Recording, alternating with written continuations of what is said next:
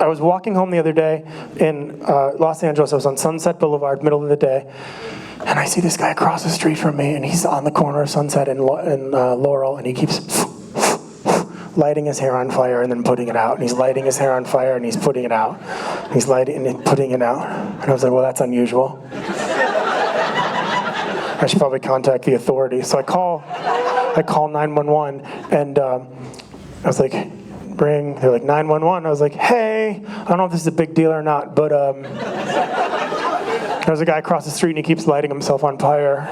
She's like, well, can you describe him? I'm like, yeah, okay, he's about 5'6", 5'7", he's medium build, he's got on his shorts, maybe a hoodie. I don't know if this is important, but he's on fire.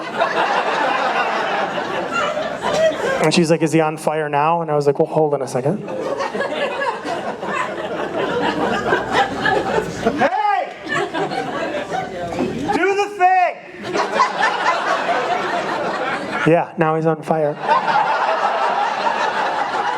And then she says, do you think that he's dangerous? And I'm like, oh, not to anyone with marshmallows, meh.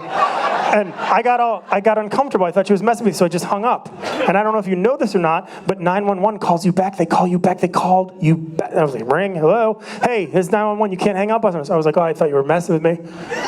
I thought it was a joke and you didn't believe my story, so I just hung up. I'm sorry, I was nervous. She was like, no, you need to stay on the phone until the police and fire arrive. So at this moment in time, I become the eyes and the ears of the Los Angeles police and fire as I'm on the phone, and I'm watching all of these cars go back and forth, and I was like, hey, I don't know if this matters, but like a white Ford Bronco just ran a yellow.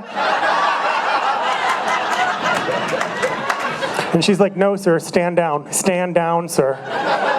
I was like, okay, cool. And then the police and fire arrived, and she's like, go talk to him and tell him that you're the one who called in case they have any questions. I'm like, great. So they arrive. I walk across the street. By the time I get there, it's one of those long lights.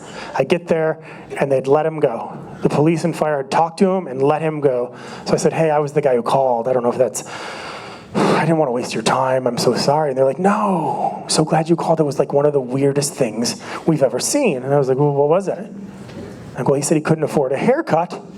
So he was burning his hair shorter. And I'm like, that's pretty smart. And they're like, that is pretty smart. I was like, wow, cool. All right, well, I'm so sorry I bothered you. I'm just going to go. And I started walking away, and one of the fire guys goes, hey, kid. And I go, yeah. And he goes, that marshmallow comment was awesome.